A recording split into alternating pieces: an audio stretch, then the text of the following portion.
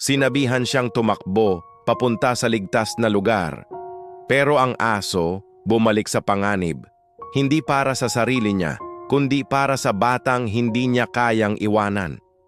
Ang kwentong ito ay tungkol sa isang aso na piniling manatili, isang desisyon na babago sa pananaw mo sa salitang katapatan. Sa isang liblib na baryo sa paanan ng bundok sa Benguet, may isang batang tahimik na nagngangalang Miguel. Si Miguel ay naiiba sa mga kasing edad niya.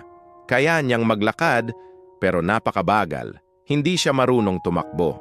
Habang ang ibang bata ay masayang naghahabulan sa malawak na damuhan, si Miguel ay nakaupo lang sa gilid.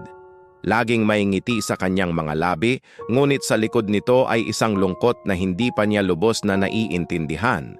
Ang kanyang mga magulang ay nasa Maynila para magtrabaho at bihira lang kung umuwi. Kaya ang kasama niya sa kanilang maliit na bahay ay ang kanyang lolo, si Mang Isko, isang matandang magsasaka na sanay sa katahimikan ng buhay. Hindi sila madalas mag-usap ni Miguel, ngunit sa kanilang dalawa, ang katahimikan ay sapat na para magkaintindihan sila. Ang kanilang ugnayan ay simple, isang tingin, isang tango, sapat na.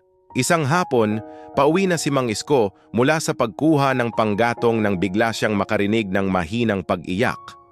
Sinundan niya ang tunog at sa gilid ng gubat, nakita niya ang isang aso.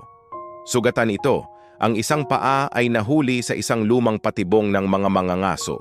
Puno ng putik ang kanyang balahibo, may dugo sa kanyang paa at ang mga mata niya ay puno ng takot. Umungol ang aso nang lumapit si Mang Isko. Nagpapakita ito ng pagbabanta, pero hindi na tinag ang matanda. Dahan-dahan siyang lumuhod, maingat na inabot ang patibong. Sa isang mabilis na galaw, napakawalan niya ang aso. Agad na tumakbo palayo ang aso. Ngunit ilang metro lang ang layo, bigla itong huminto. Lumingon ito kay Mang Isko, tinitingnan siya. At pagkatapos, dahan-dahan itong umupo, tila ba naghihintay. Dinala ni Mang Isko ang aso pa uwi. Nang makita ito ni Miguel, ngumiti siya. Pinangalanan niya itong Apo, na sa kanilang lugar ay nangangahulugang lolo o isang tanda ng paggalang. Sa pangangalaga ni na Miguel at Mang Isko, unti-unting gumaling si Apo. Naging malakas siya at napakabilis tumakbo.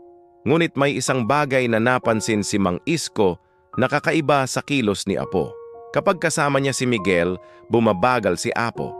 Hindi siya nauuna, hindi siya nangiiwan. Ang kanyang bilis ay nag-a-adjust sa mabagal na paglakad ng bata. Kapag huminto si Miguel para magpahinga, hihinto rin si Apo. Kapag nadapa ang bata, hindi siya tumatakbo para maglaro. Sa halip na uupo si Apo sa tabi niya, hinihintay siyang tumayo. Habang ang ibang aso sa kanilang baryo ay nag-aaway o naglalaro, si Apo ay laging nasa tabi ng batang hindi kayang tumakbo. Naging anino siya ni Miguel, isang tapat na kasama sa bawat mabagal niyang hakbang. Isang gabi, bumuhos ang napakalakas na ulan. Isang ulan na hindi pangkaraniwan. At pagkatapos, umungal ang bundok. Isang malakas na tunog na parang pinupunit ang lupa. Isang landslide. Biglang gumuho ang lupa mula sa itaas ng bundok. Tinatangay ang lahat ng madaanan nito. Mga puno, bato at ilang bahay. Sa gitna ng kaguluhan, mabilis na binuhat ni Mang Isko si Miguel at sinubukang tumakbo papalayo. Ngunit sa kanilang pagmamadali, nadulas siya sa maputik na lupa. Nahulog sila at mabilis na naharangan ng gumuguhong putik at mga bato.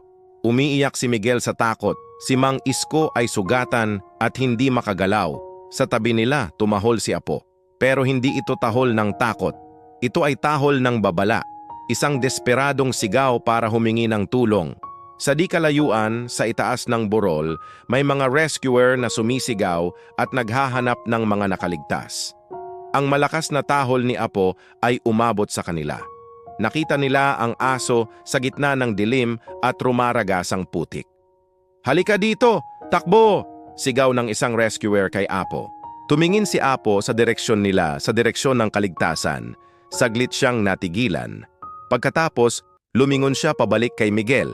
Walang pag-aalinlangan, bumalik siya sa tabi ng bata. Tumayo siya sa harap ni Miguel na parang nagsisilbing panangga at nagpatuloy sa pagtahol ng walang tigil. Naintindihan ng mga rescuer ang senyales, sinundan nila ang tunog ng tahol ni Apo. At doon, sa ilalim ng mga gumuhong bato at putik, natagpuan nila si Mang Isko at Miguel. Nailigtas si Miguel, nailigtas si Mang Isko. Si Apo ang huling umakyat palabas mula sa mapanganib na lugar. Marumi, pagod, ngunit hindi iniwan ang kanyang mga mahal sa buhay. Pagkatapos ng sakuna, maraming pamilya ang nawalan ng tirahan. Dumating ang mga volunteer para tumulong. Nang makita nila ang kabayanihan ni Apo, inalok nilang ampunin ito.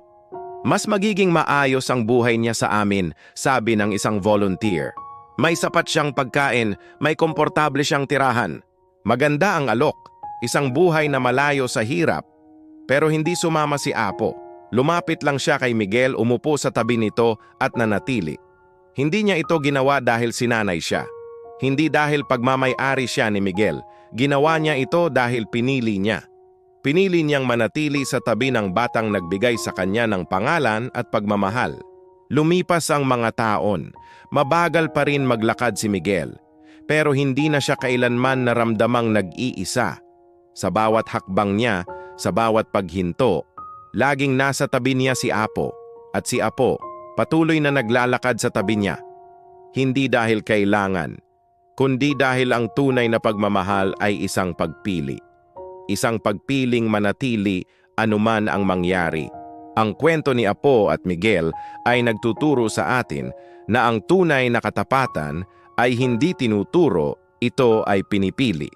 At minsan, ang pinakamatibay at pinakadalisay na pagmamahal ay nagmumula sa mga hindi humihingi ng anumang kapalit. Kung nagustuhan niyo ang kwentong ito, huwag kalimutang mag-like, mag-share, at mag-subscribe para sa mas marami pang nakakaantig na salaysay. Maraming salamat sa panonood.